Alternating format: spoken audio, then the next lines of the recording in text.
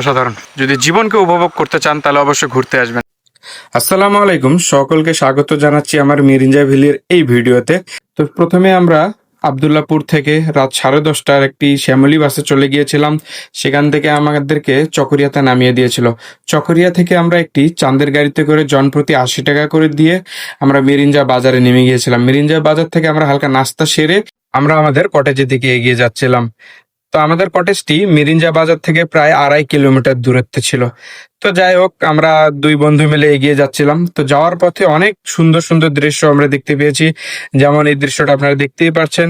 এবং এটি ছিল হচ্ছে একটি মেঘপুঞ্জ নামে একটি কটেজ, সেটি আসলে সর্বপ্রথম পরে আর কি। তো তারপরেও আমরা দৃশ্যগুলো উপভোগ করতে করতে এগিয়ে যাচ্ছি। খুবই সুন্দর লাগছে। সামির, কেমন লাগছে? আলহামদুলিল্লাহ।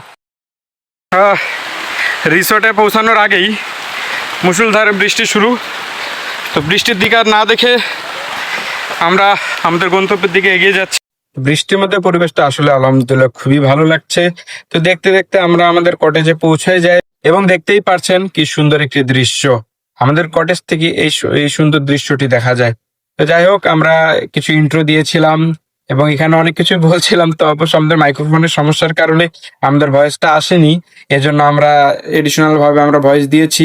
তো যাই হোক, আমাদের যে কটেজটি ছিল সেই কটেজ থেকে আসলে অনেক সুন্দর একটি দৃশ্য দেখা যাচ্ছিল এবং বৃষ্টি ছিল। বৃষ্টির ভিতরে আসলে আপনারা যখনই পাহাড়ে যাবেন তো অবশ্যই আপনারা সিজনটা দেখে যাবেন।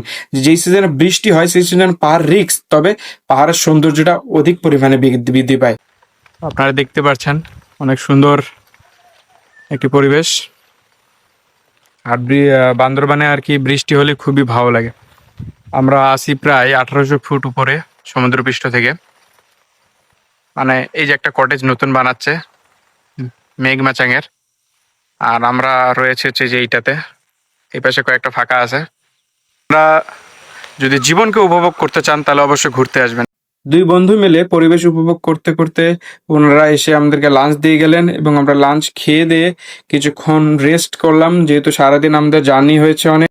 তারপরে বিকেলবেলা আমরা কিছু ফটোশুট করলাম এবং সন্ধ্যার সময় ওনারা আমাদেরকে একটি ভাপা পিঠে এবং চা নাস্তা হিসেবে দিয়েছিলেন। এবং রাত 9টা থেকে 9:30টার ভিতরে ওনারা আমাদেরকে পরোটা এবং বারবিকিউ নিজেরাই আমাদের পাহাড়ের উপরে করেছিলেন। তো সেগুলো আমাদেরকে প্যাকেট করে এনে দিয়েছিলেন। সেগুলো আমরা খেয়ে দিয়ে তো আমরা একটু পরিবেশটা উপভোগ করছিলাম। এবং রাত্রেবেলা পাহাড়ের উপরে এত পরিমাণে ঠান্ডা হয় সেটা আপনারা না গেলে বুঝতে পারবেন না।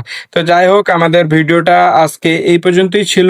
আর এই ট্রিপে যাবতীয় যত খরচ হয়েছে এবং কোথায় ছিলাম, কত টাকা করে লেগেছে দিনে, সেগুলো সবকিছুই আমরা আমাদের ডিসক্রিপশন বক্সে দিয়ে দেবো, আপনারা অবশ্যই দেখে নেবেন।